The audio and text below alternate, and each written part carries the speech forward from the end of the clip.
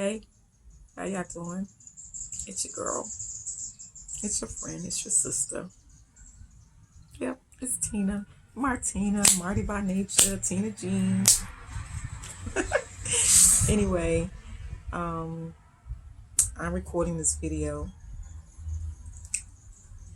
I'm working on my presence for my delivery.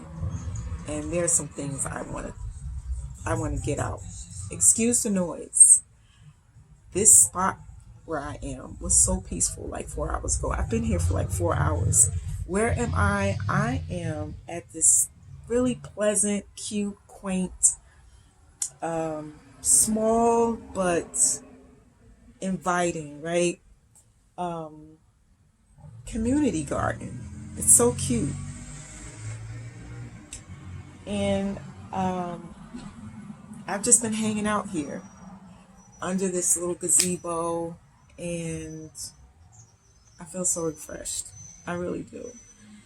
I decided to take a road trip.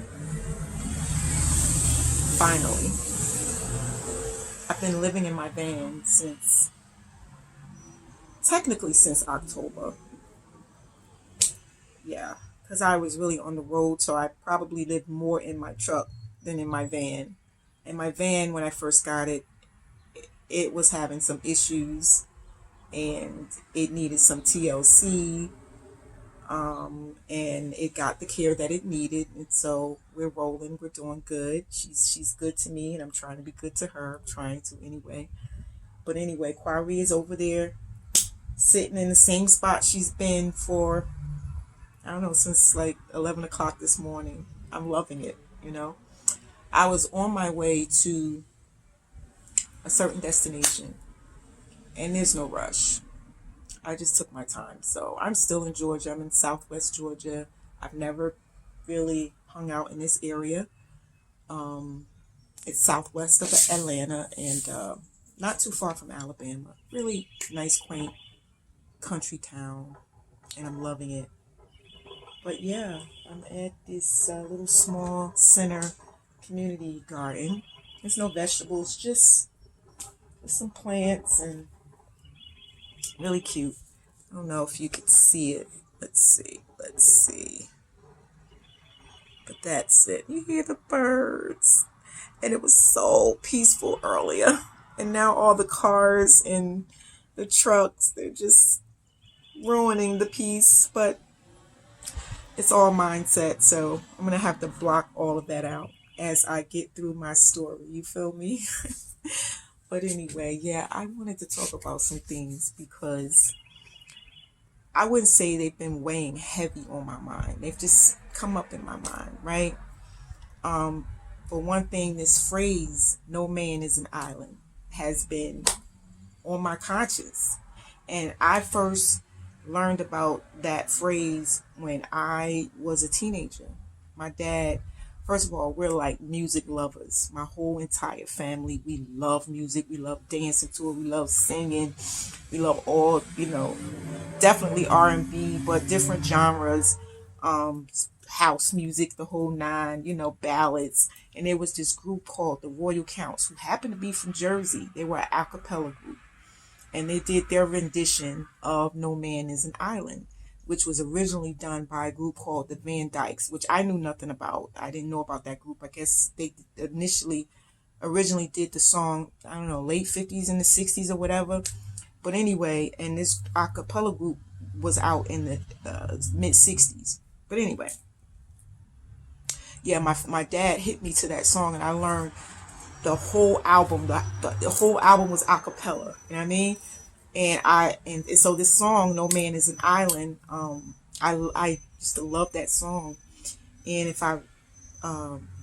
the first couple of stanzas, I'm going to get to a story, but I wanted to share this.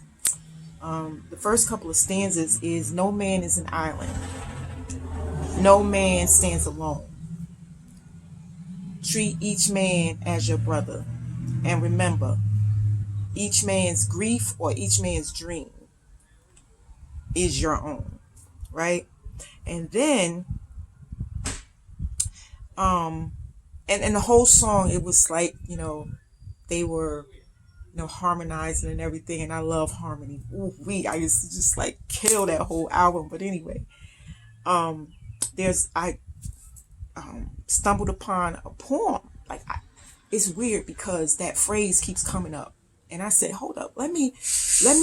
I need to connect with this because there's a reason why this phrase keeps coming up. Like, why am I thinking about that song, and why does this phrase keep coming up? Like, no man is an island." So I'm like, you know what? Let's talk about this today. So anyway, I stumbled upon this poem, which was like back in Shakespeare's time, I guess. I don't know, 1600 or whatever. And this man's name was John Donne. I think that's how you pronounce his name. But the name of his poem was "No Man is an Island." And he made this profound, like, one quote or one line in his poem was like profound. It said, well, every man's death did okay, let me say it again. Every man's death diminishes me because I'm involved in the mankind. I'm like, what? What? I was like, wow, that's deep.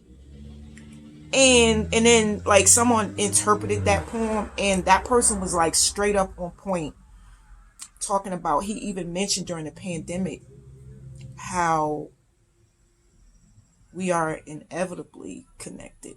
Like, and it showed during the pandemic. You know, some people had different experiences, but we saw how much we needed each other. Like, we were really connected.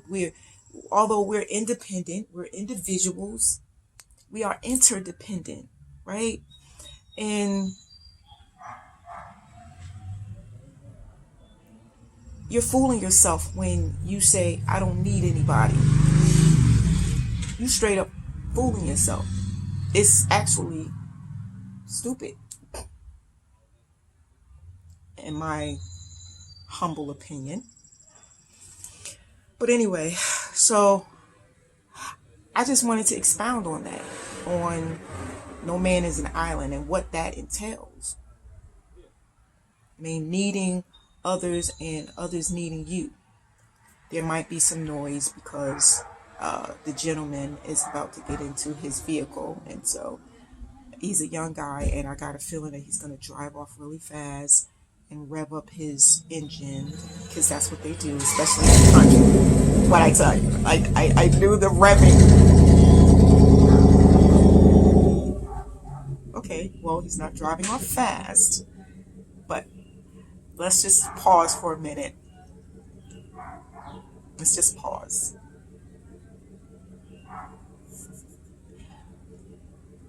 No man is an island.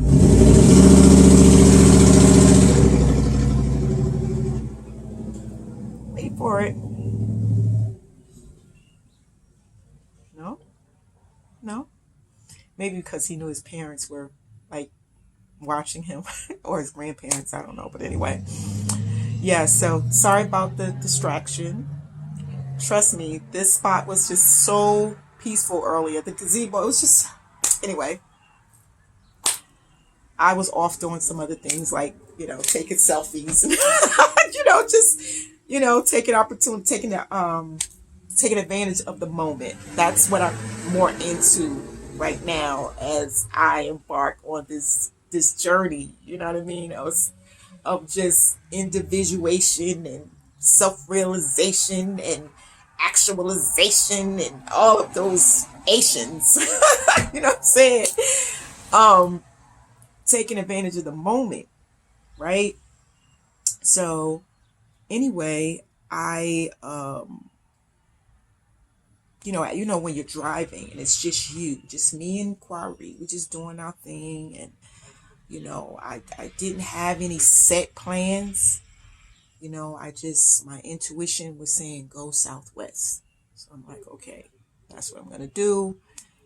And I was going to work along the way, to make money while I'm heading that way. And I'm just thinking, and this no man is an island and ego and all of this stuff. My own ego I was found that as I start, that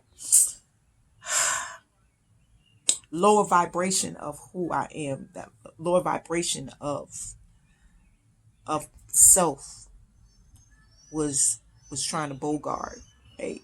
It was trying to let itself be heard. You know what I'm saying? And so ego, um, a certain level of the ego was trying to take over. So I found I was feeling a certain type of way, and I had to sit with it and deal with it instead of ignore it like it wasn't there. I mean, so I didn't allow myself to get like totally disappointed and judge myself. I actually feel proud that I realized that your ego needs to be checked. Something is off. Like, what's up? And so I went in and I started really thinking about my life, not to keep ruminating over my past. Not that. But I had to deal with something that is still permanent in my life. That's still prevailing, right? Is it trauma? I'm thinking like, oh yes, I've experienced a lot of trauma. Yes, throughout life. But what is it specifically? So I had to go in, I had to sit with it. So there was no rush. I didn't have to be a certain place at a certain time. So that's why I'm still in Georgia. And Alabama is just a skip from here. It's really not that far from North Georgia. But anyway, so yeah, I sat with it, right? And so all these other thoughts came in, and I was able to pinpoint what was bothering me. And certain individuals, I'm a humanitarian. I love people, somewhat of a people pleaser. That's changing. It's changing. Not entirely, because you have to have a certain measure of that in your life, in my opinion. You really do. As long as it doesn't rob you of your peace. If it does that, then it's way too expensive. And you gotta let that go. It's too expensive. I can't afford that. I can't afford to lose my peace trying to please people. Right?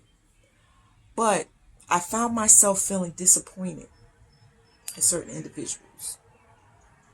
And so I had to go back a couple of years what was triggering that. First of all, the disappointment is real.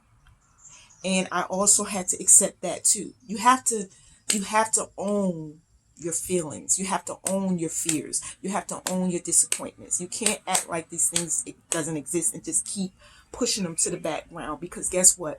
It's not going anywhere. It's still there, and it's going to manifest some way, somehow, right? You're going to have a blow up. You're going to get annoyed over things. So you have to deal with it. You have to deal with those things. You cannot ignore them. And so, just in certain behaviors, not outwardly, but this feeling of abandonment kept coming up. Lack of appreciation kept coming up. And it didn't feel good. And I had to sit with that. And yes, I got quite emotional over it. I own it though. Because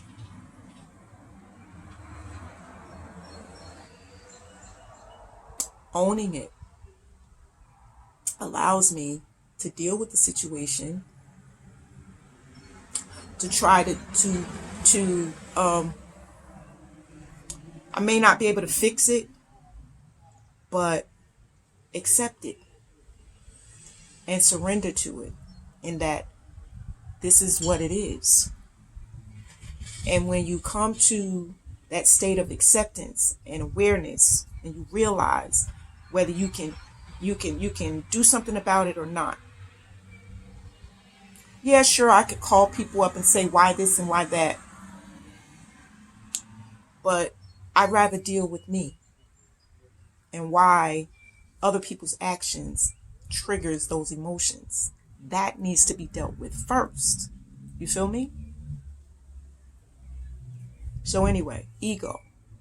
Ego can be bad. It could be good.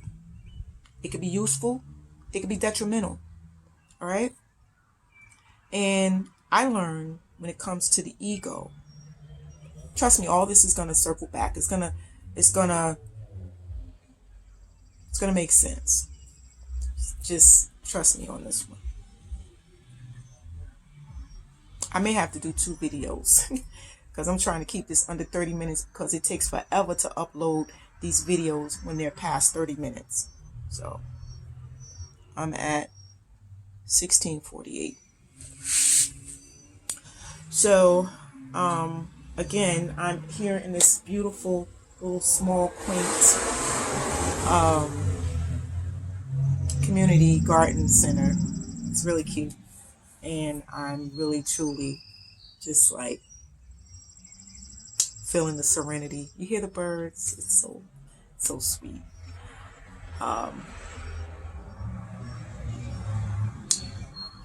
So yeah, I had to sit with that, and I had to, and it forced me to go back to something that I didn't quite deal with.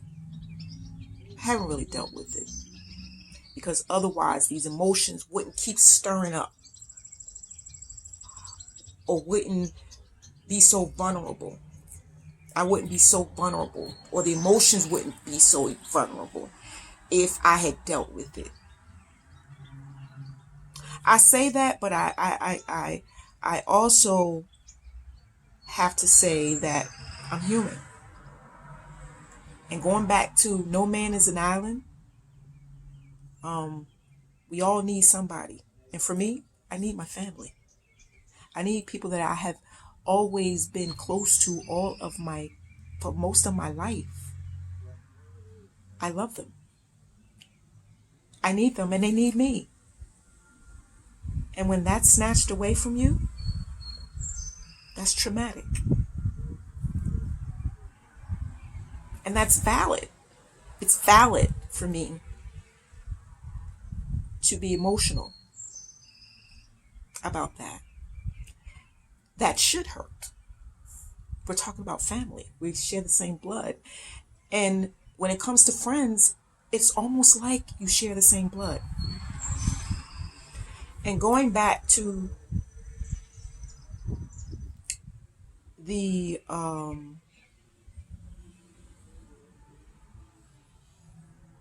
Man is an Island. I forgot if I mentioned it or not, about the poet who wrote in his poem, No Man is an Island,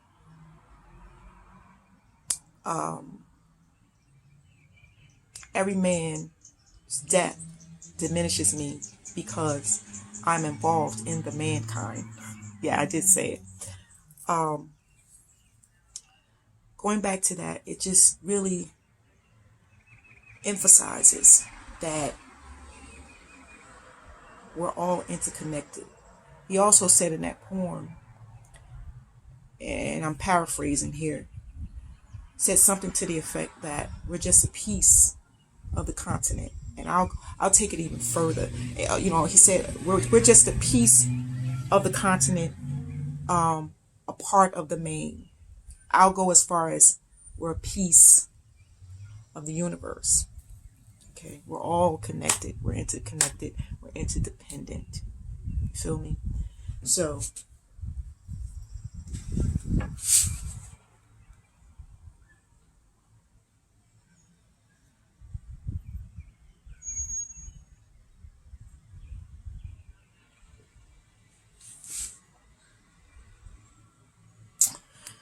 Um, just lost my train of thought. Yeah, so we need each other. And for me, I need my family. And in order to not feel stuck and get depressed and feel lost, I had to go in, find myself, and love myself more than I've ever loved myself in order to move about in the world without being angry with the world, and letting ego or a shadow of my personality rule and govern my life because of this traumatic experience of losing most of my friends and even family members. Sort of reconnected with uh, with family members, but I'm feeling, a little on edge because of this self-awareness and this new consciousness and this self-discovery and self-love and knowing who I am and knowing what I want in life and what I truly desire, knowing my truth. Um,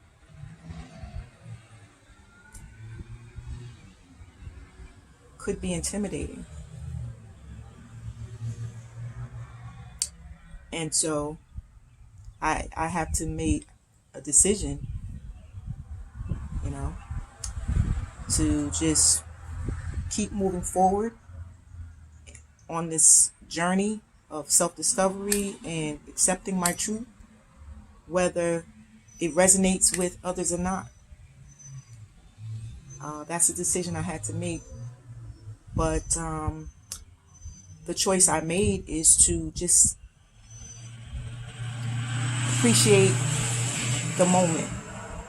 So right now, the relationship with my family, some family members, we're okay. We're okay. It's not where it used to be, but we're okay. Um, so anyway, these are some of the things that I've been thinking about on this road trip for the last couple of days, and getting back to the ego, which is probably something you might be interested in. There's two parts to the ego, right? The ego came in kind of sort of self-centered, and as the person grows and matures and learn, they got to be a little bit more uh, communal to be able to get along in the world, right?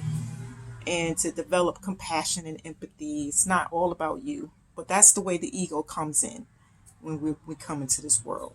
Self-centered. It's all about me, me, me. Babies, they have no concept of what's fair and compassion and all of that. They come in, it's about me, take care of me and my needs, right? But as you get older, that changes. Well, it should. For some, it doesn't, right? It gets worse, unfortunately. And that's pathological. In that sense, it's a pathological ego. Not good. That's the detrimental. That's the toxic. That's the cancer to society. That's the narcissist. That's the self-absorbed, the selfish, the haughty, the vain, the self-assuming, the conniving, the manipulative ego, egotistical person that takes advantage of people's vulnerability, right? Because it's all about self. That's the ugly part of ego, which none of us want to find ourselves having that problem. But we know it exists because many of us have become victims of that type of ego. So ego can be bad. It can be detrimental. And that's the bad part. That's the gangrene of ego. But then there's two sides. There's two extremes of the pathological ego, right? I'm going to get into another form of ego. Sigmund Freud, like, kind of introduced that concept of ego to us, you know. Ego is all about what we present to the world, how we want to be seen, right? And recognized, and how we express ourselves, and, you know, how we set boundaries, and how we interact with people, and doing this balancing act on, you know, whether we cater to the needs of others, when we would put that above our needs, or when we take care of our needs first and then, you know, assist others. You know, that's what ego helps us to figure out and determine. So I got 3 more minutes. Actually, I'm going to close this out in about another minute, and I'm going to have to do part 2. There will be a part 2. And then, yeah, so we want to weed that out. If we have any kind of traits of that, we don't want that. Our ego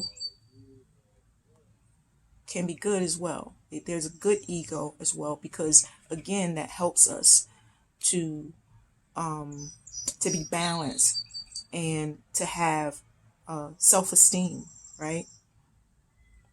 And to express our true selves in the world, right?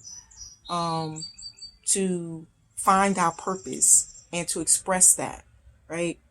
To see ways in which we can take care of ourselves, self-love, right? That matters. And how we can serve others and take care of them.